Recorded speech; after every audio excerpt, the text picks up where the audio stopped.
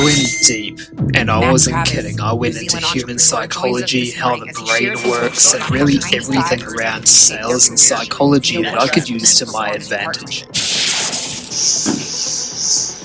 And then everything fell into place. Alright guys, we're back for another video here.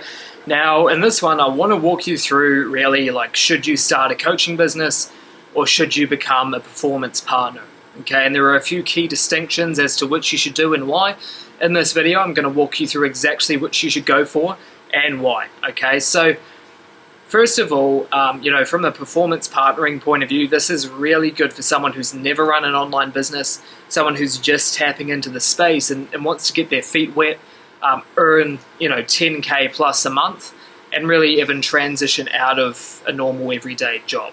That is like the default best path for a beginner getting started, okay? And if you want to learn more about performance partnering, subscribe. I'll be making more videos around that side of things. But if you're someone who has a little bit of experience with marketing, sales, and you have a background with how to create an actually good product, that's where I would recommend you go ahead and maybe start a coaching business. You also need quite a bit of capital to run ads because, let's be honest guys, organic marketing does not work, to an extent. You're not going to create a predictable source of lead flow in the beginning stages of organic marketing.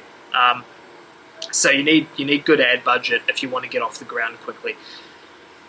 With that in mind, I think really what you have to think about here is, do you actually want to run a business? Because one of my mates, Nick, he was telling me, well, okay, someone might make 200 grand a month, but they're actually only walking away with 30K profit. So is it therefore better for you to go and make 20K a month as a performance partner and not worry about the overheads of business like paying your team, paying goods and services tax, and all sorts of other things that just get in the way of your net margin?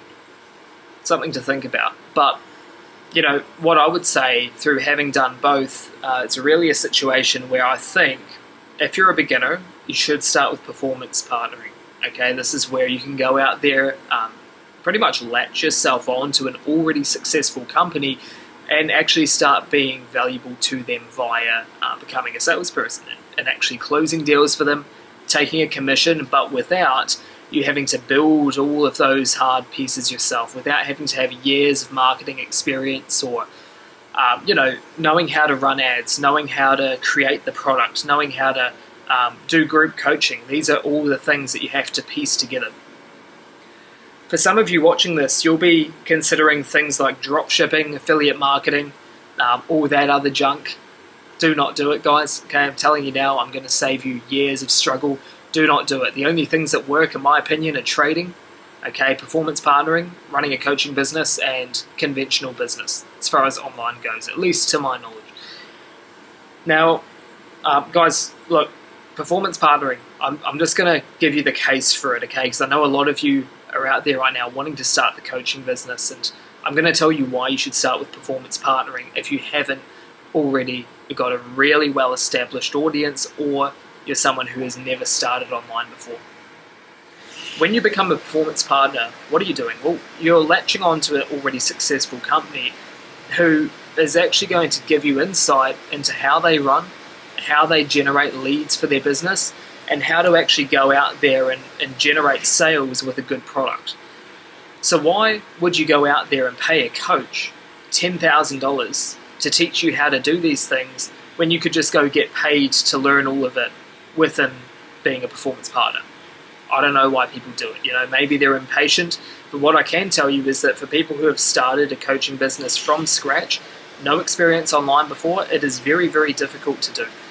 You need to hone in on one key skill, and the most accessible one for beginners is typically going to be sales. So that said, guys, that's really it for this video. I just wanted to touch on really, should you go for performance partnering or should you go for running a coaching business?